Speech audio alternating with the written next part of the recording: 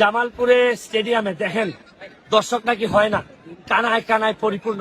আমি একটু দেখাই আপনাকে, একটু এদিকে দেখাও, এই দেখেন দেখেন একটু দেখেন, এদিকে দেখাও, পুরাটা একদম 360 ডিগ্রি অ্যাঙ্গেলে দেখাও। দেখেন একটা জায়গাও খালি নাই, মানুষ নাকি হয় না। ভালোবাসলে ভালোবাসা দিতে জানে মানুষ। ফুটবলটা এমপি বনাম সানু ভাই থেকে পৌরসভার মেয়র, আমি মাঠে থাকবো তো মেয়র সাহেব মাঠে খেলবে না? এমপি যদি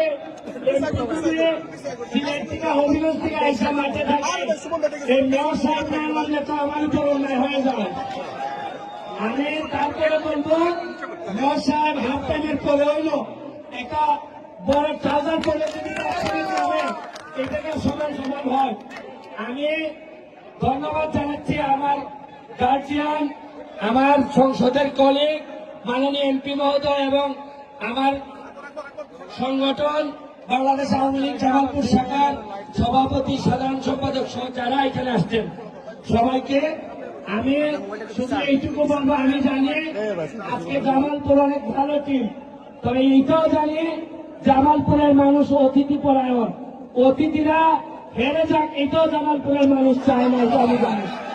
আমার বিশ্বাস আমাদের সিলেটি মানুষরা বাইরের টিম খেলতে গেলে এমন অবস্থা হয় যে আমাদের টিমের ম্যাচ শুরু করে বাইরের মেহমান এসে হারানো যাবে না কোনোভাবে। আমার বিশ্বাস জামালপুরের মানুষও আমরা কোনোভাবে মনে করবো না যে আমরা এলাকায় না। এটা আমার ভালো লাগছে যে আপনারা এত মানুষ আসছেন।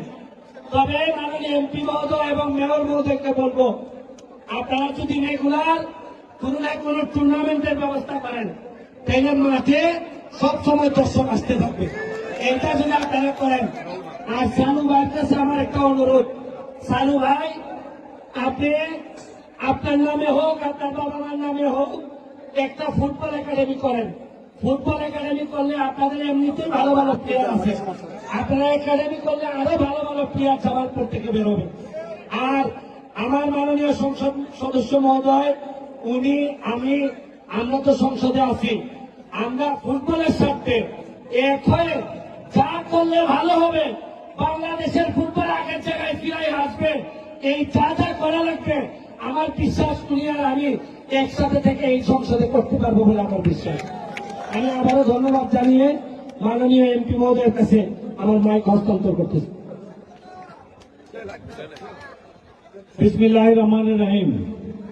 প্রিয় জামালপুরবাসী কেমন আছেন আপনারা? আমরা Thank you for watching.